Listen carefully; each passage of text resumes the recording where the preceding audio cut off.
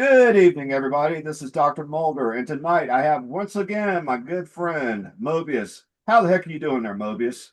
Hey, I'm doing good. Yeah, I tell you, I've just been pondering some of the biggest questions of life. Like, for example, uh, with a crowded elevator, how come is it that it always smells differently to a dwarf? Just kidding. Anyway, sorry. All right. With that being said, I just wanted to thank all the wonderful customers out there for this for uh for the wonderful response we've had with the Gen 2. This is the next generation, and we haven't, I don't even think Josh knows about this yet. So, while he's down in, having fun in wonderful Panama, we're just up here just doing our thing and researching and developing and coming up with new ideas and new products. But I tell you, the other day, I think I sent you a video, Mobius, about reality, and these physicists have come up with, and about how a Nobel Prize was given to three of these physicists for their work in, I guess in the quantum world, where they basically discovered that we live in a video game, we live in an illusion, and they proved it. Now we have the science to prove that this is not just BS. This is the actual truth of the matter. Now, and being the humble researcher that you are, and I remember you were telling me this a long time ago, many years ago, that back when Josh was doing his show, Speaking of Strange, you were one of the guys out there doing a lot of the research, and you told me that it takes almost 4 hours of research just to do one show or do 1 hour of airtime. Is that correct? Every hour of airtime is at least 4 hours of research. And, a lot of stuff may not get used, but if you don't know more about the subject than anyone listening, you're doing a bad show. Mhm. So, yeah, 100% correct. Oh man, I tell you, it is intimidating when when you get behind a microphone here and you start talking about something, and you hope to God that you have your straights, you have your facts straight, and you have your research, all in line, and and you don't come across like an idiot. Sometimes I've been successful, sometimes not so much, but yeah, I do the best I can. And but yeah, I gotta say, because of the quality of those shows. I mean, there must be some damn fine research behind them because I I, agree. oh yeah, I mean, I think it's speaking of strange.com. I think he even has a lot of his shows, in MP3 format on the website. I think it's speaking of strange.com. And one thing I love about these shows is they're timeless. They really are. I mean, I've listened to shows from like 10, 12 years ago, and they're just as fresh as if they broadcasted the thing last week. And we've had some fantastic guests that were on the show. They're no longer on this earth to be a guest. And, That's yeah, that's That's a good point. So that's one of the he did some of the best interviews. So it's one of the best places to find some of the best guests doing the best interviews. right. Many of the things we're discussing here, he's interviewed at points Hmm. that people doing this research. Oh yeah. And I tell you, and speaking of research, uh, I know I sent you this that YouTube video the other week, and I think it lit a fire under both of our butts. And the beautiful thing about it is it seems to be verifying everything that you and I were discussing on the air. I mean, it's nice to know that we were not talking out of our asses. We were actually, Let's link it on the very video because I oh, think beautiful. I'll do it. I'll do it. everybody needs to see it. You want me to summarize what it's saying? Please get the ball rolling. Okay, now The floor is remember, yours. we're talking 2022 Nobel Prize physics for this. But in summary, what it states is that the actual world around us behaves like a video game in a simulation. And let me define what I mean by that. That the entire universe only renders what you see as you're looking at it. That when you're not looking at it, it's in a state of possibility, not in a state of fact. We see that in something like the split experiment. But here's what that means: things that you just take for granted. like the physical universe has distance, it has time, that the object beside you is there.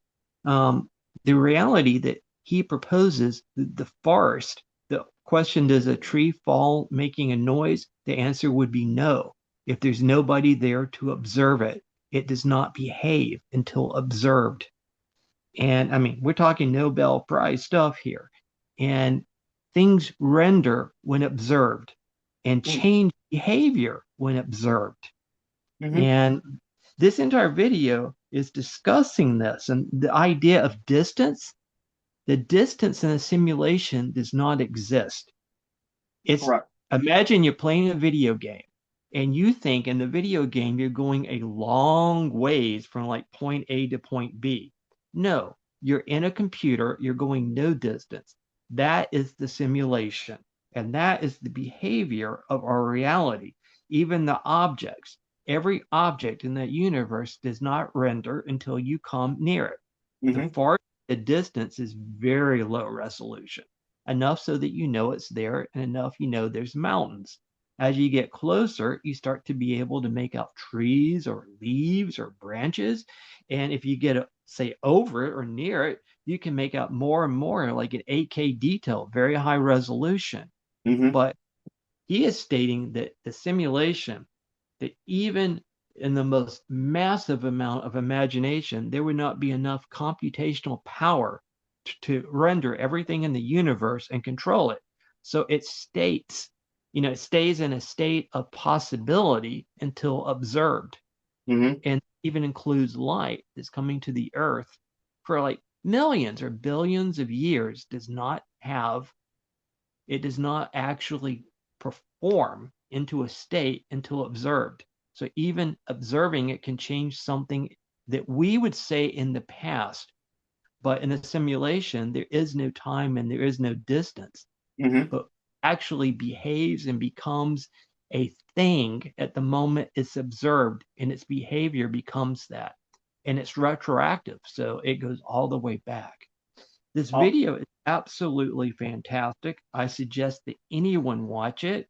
And when you start thinking about it, every single thing that we do, everything that you would call paranormal, everything that you would think was, unusual, is mm-hmm. explained by this video. Just like you have cheat codes in a video game, just like you can slip, through a secret door and come out somewhere else. All of these things would be built into our reality. And the fact that we're the ones saying that if you use this wishing machine, if you use this tepaphone, if you use this device, that your consciousness changes the nature of the universe. That sounds like magic, but it is in fact science. And that is what we are here to discuss tonight. Now, I'm going to let you continue. I think I've done a good job of paving the way for the show. You go on. Right. Well, and this kind of falls back to what we're discussing here. You remember how you have this unique ability to see all these characters or the script or whatever the heck this is, or this code that is inside of a laser. You have that ability to do it. Other people have to take hallucinogenics, mild hallucinogenics to in order to see this. But for whatever reason, Mother Nature did a job on you and kind of wired your brain where you're able to do this, you're able to see this.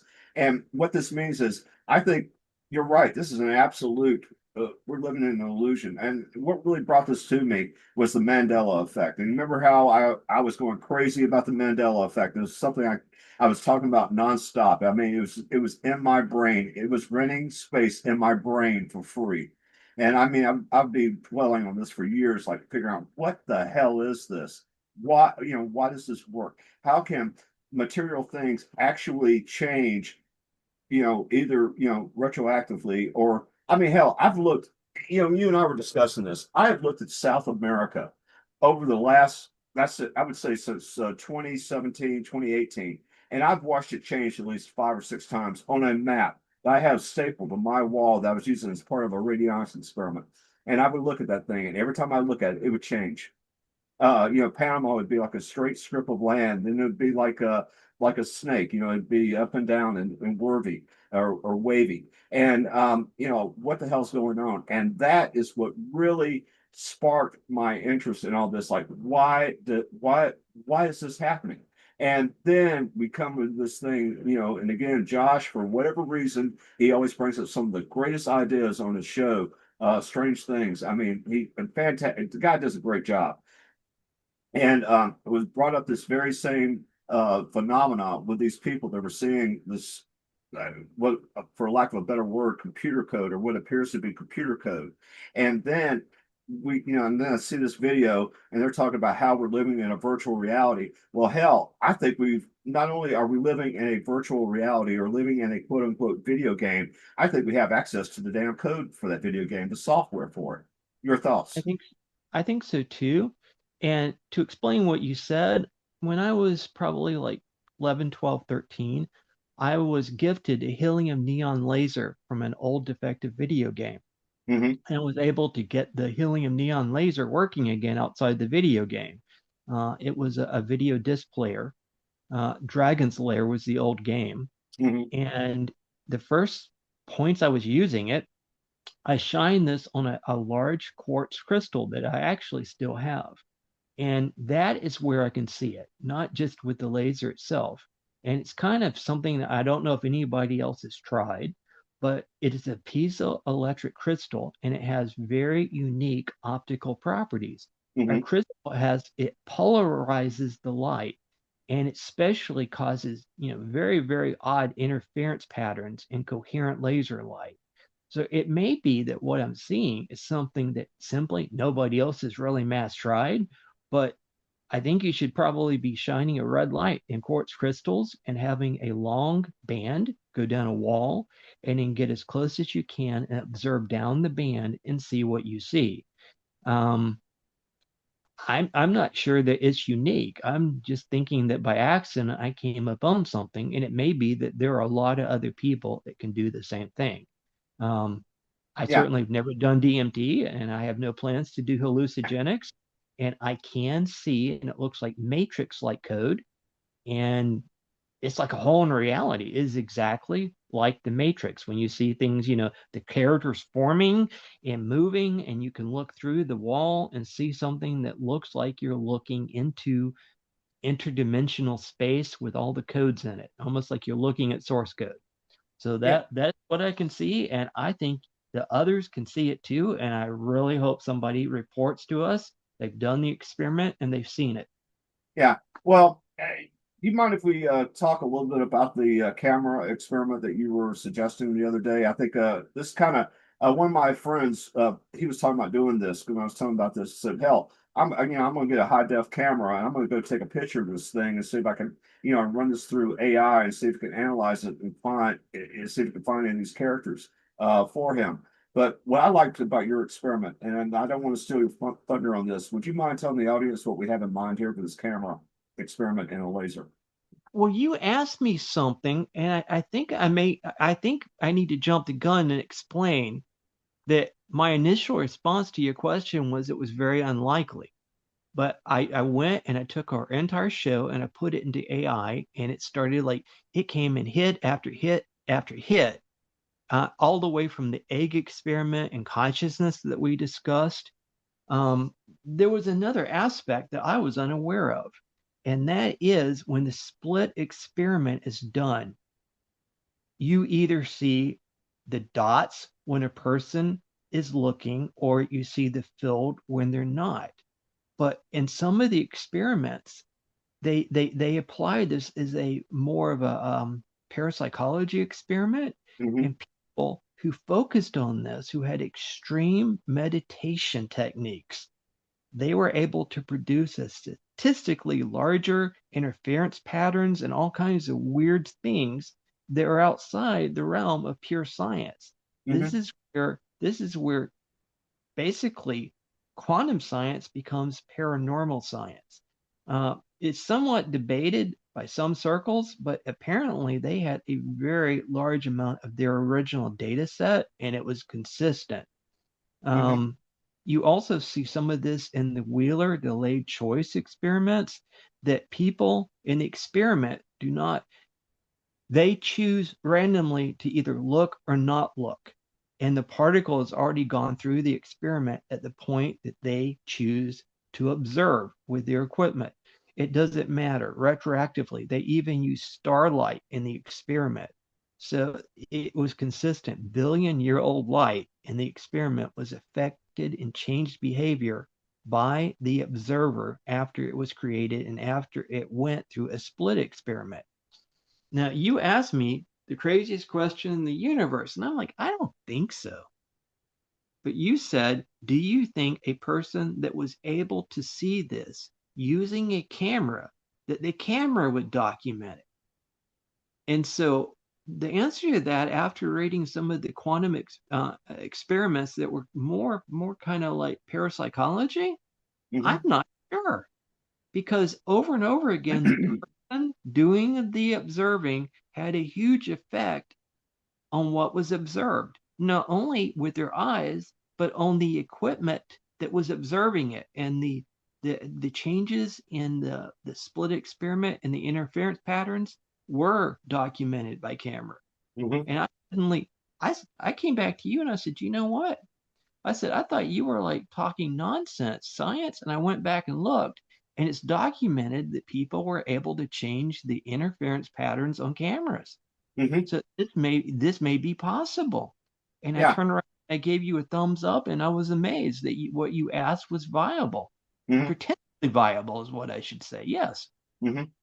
Oh yeah, that's what I'm looking at here. And again, it was kind of, I got the idea, between the buddy of mine that suggested doing this experiment, between that and a couple other things.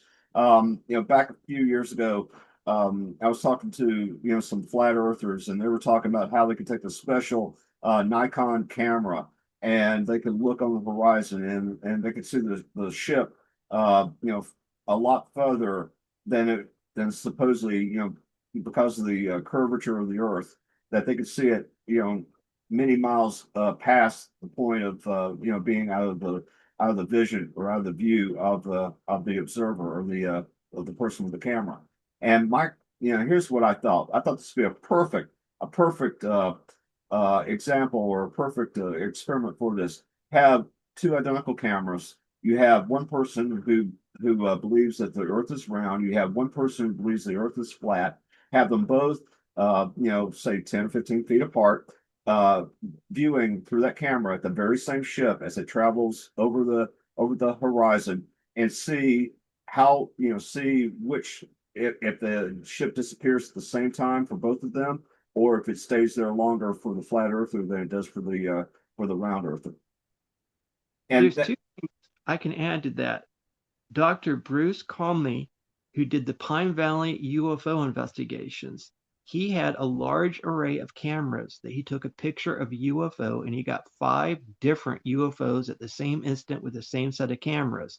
Mhm. And that's pretty weird. Each one of them chose to completely render itself to the cameras differently. But Mhm. here's why this experiment that you're talking about, as much as I hate flat earth things, it is worthy of the experiment because of one reason.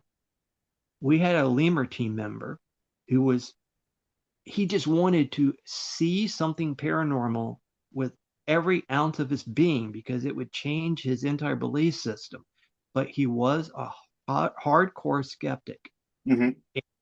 There was once an investigation going on that it was in a haunted house, and it was probably due to the person that was living there because anytime that they were gone, all activity would stop. Mhm. But nonetheless, this person came because this house was it. They were going to see something. There was books flying out of the bookcase. There were pictures like, flying off the walls. Everything was going bonkers. So this would be the one time he would finally get his evidence. And I love the name that he called this guy. But he walked in the door and all paranormal activity stopped. Mhm.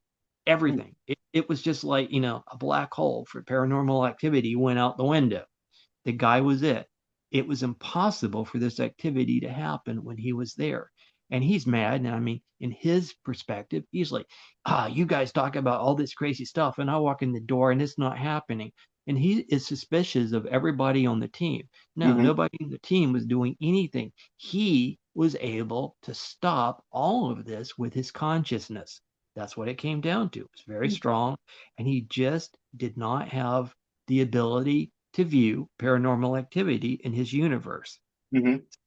Your hypothesis here of this theory of the camera and somebody seeing something different because they have an extreme belief that the universe is, flat earth theory, and somebody has an extreme view that at 3.27 miles that this ship is going to like go over the horizon. They're both standing there.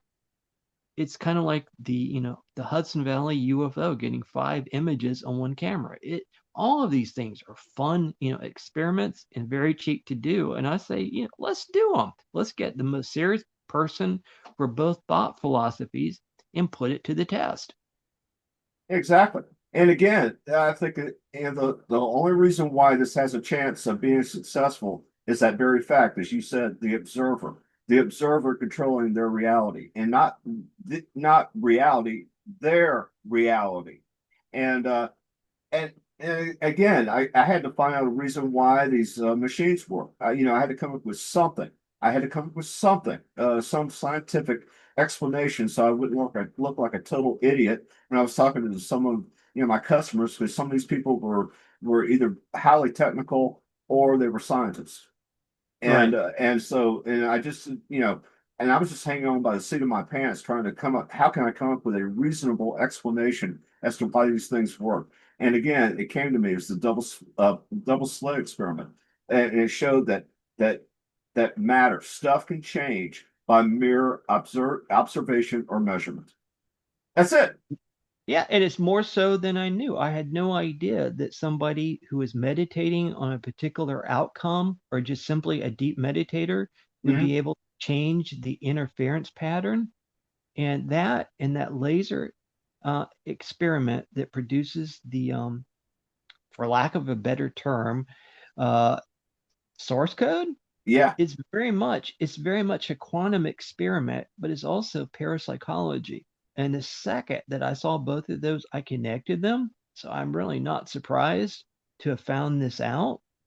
But this is the same thing of putting an intention into the universe and focusing, meditating, however you want to do it, with the belief of the outcome and having that happen. It does mean, I mean, if you can change billion-year-old light that's reaching the earth and causing it Right. to change its behavior, Hmm. and time is eliminated, Hmm. um, every element in these experiments showing that we are living inside of a simulation, it would show that we have control over that.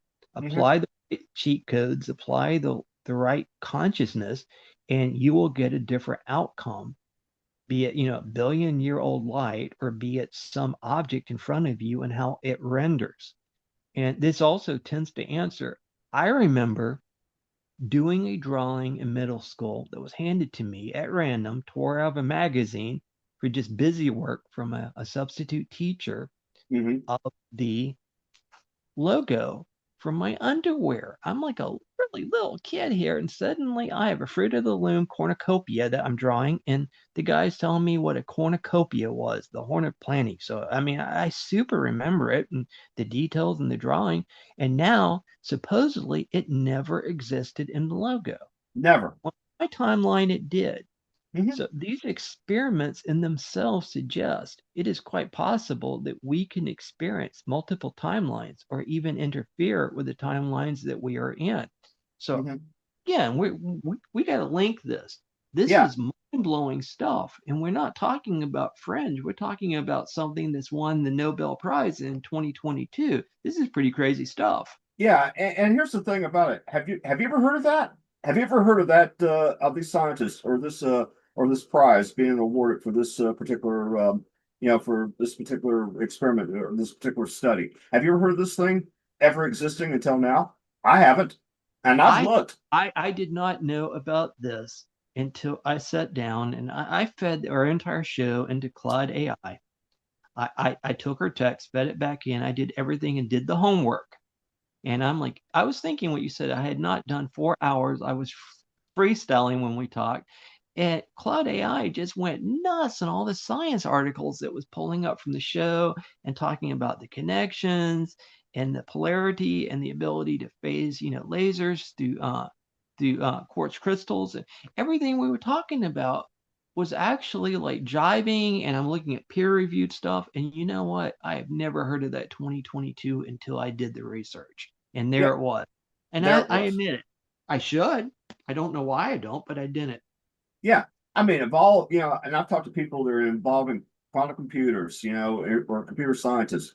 And, Elon Musk, he's saying that we live in a virtual reality, but nobody has ever quoted that experiment or these scientists or that Nobel Prize for the work they did on this very same subject. I've never heard of it until now. It's like it just suddenly appeared out of nowhere. Well, we're going to link this, and I'm telling you, if you don't watch this video, and it's 35 minutes long, and if you don't watch it, you have cheated yourself, because what is in it is like the very secrets to the universe, to reality. Every single thing that you need to know is in that video. And once you watch it and understand it, it will change your perception of everything. It is complete elimination. Yeah. Nothing, nothing anymore will seem impossible.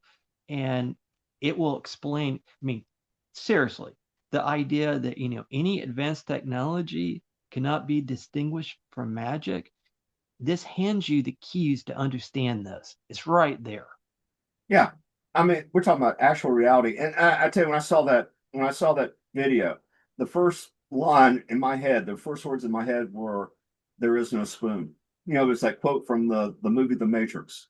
There Right. is, okay. And they were absolutely right. It was like the Matrix was predictive programming. And I have to say, and I even told people this, and they thought I was crazy. I said the Matrix is more of a owner's manual or a reference material for the true nature of reality than anything else out there. It really is the premise behind it. And I gotta say, and people think, oh, you're a time machine. How the hell can you make a time machine? Well, I think I have some in the radionics world. There is some precedence for this being actual effect or an actual phenomena. There was, I think, down or let's see, I'm trying to remember his name. I think it was drowning or something. Anyway, there was a radionics um, uh, inventor who created a time camera. As a matter of fact, there was some guy of a Ivy League college up in New England that contacted us about that very same thing. About he wanted to do experiments with a time camera, and so the point of this is, I mean, this has been around, it's been legend, and I'm thinking, and because of the way the nature of things, the way things operate, that time travel, quote unquote, I'm using serious air quotes here, time travel or quasi time travel, I think is possible now. I think if, and again, it's a big if, that what we're looking at is the actual source code or the software for this reality. It is consciousness sensitive. In other words, your consciousness can control it. You can make things happen. Your free will. You could change your reality, not your reality. You could change it through your consciousness. And I think that by using radionics and possibly this laser, which we've been talking about how we're going to safely build a device, a radionic device using a laser to do this, I think that we might be able to tap into that source code and actually alter time or events in time, both in the past, the present, and the future. Well, in quantum reality, experiments are now done where the result of the experiment is actually reverse created in time. Hmm. So the causes in the past is created to cause the effect in the future.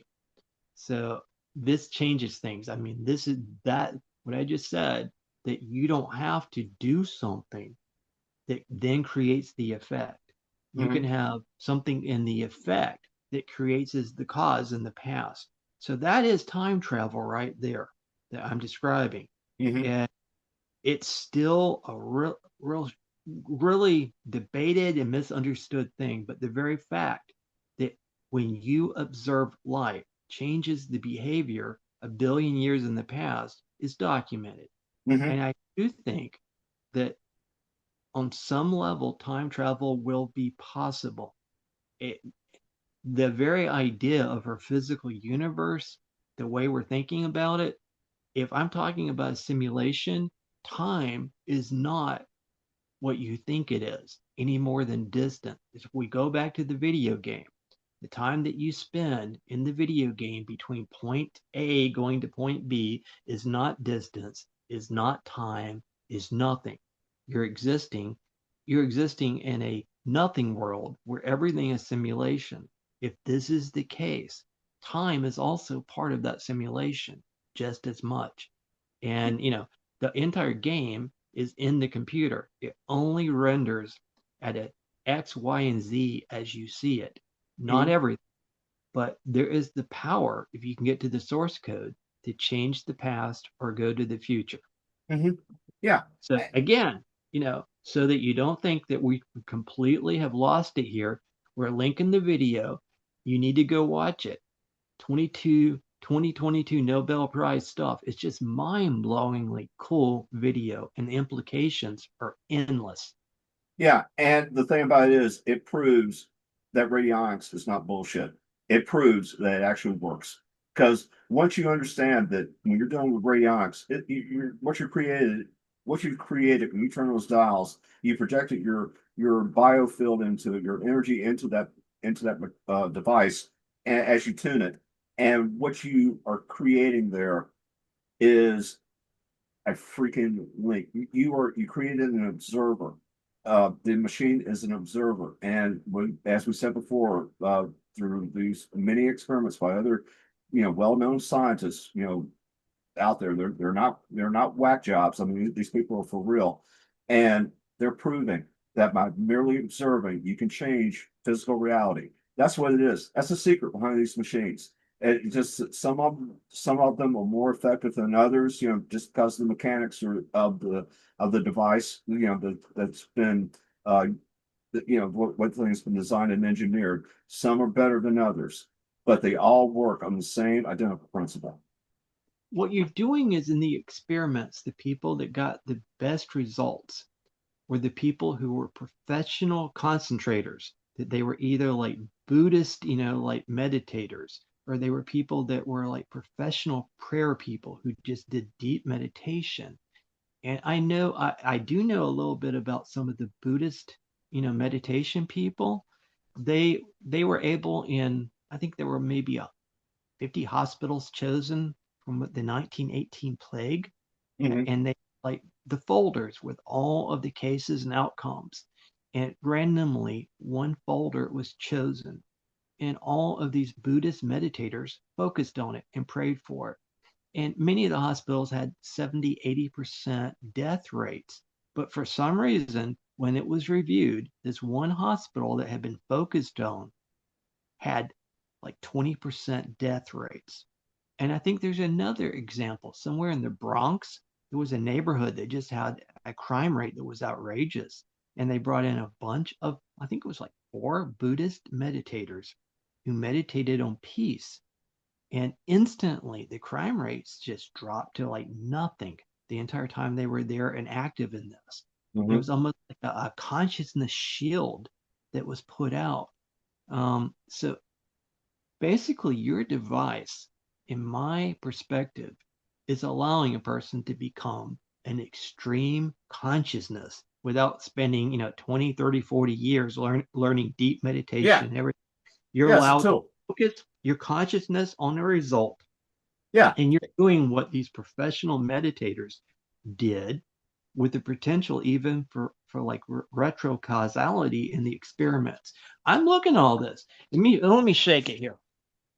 I've yeah, tried to reduce this down to something like that would be palatable for a show, but all of this information came out, and I have so many reverse, like things yeah. to is and all of these peer-reviewed articles and All everything, right. and I'm just stunned.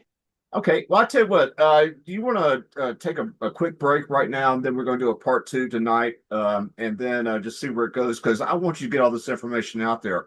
I want you to bring the receipts to the table, Oh, showing that this stuff that we're talking about is absolutely 100% true. I've got the receipts. All right, my friend. We're going to be back with a part two. Just hang loose, and I will get. I'll start Zoom back up, and we'll go with part two. All right, my friend. Talk to you Sounds then. good. Bye.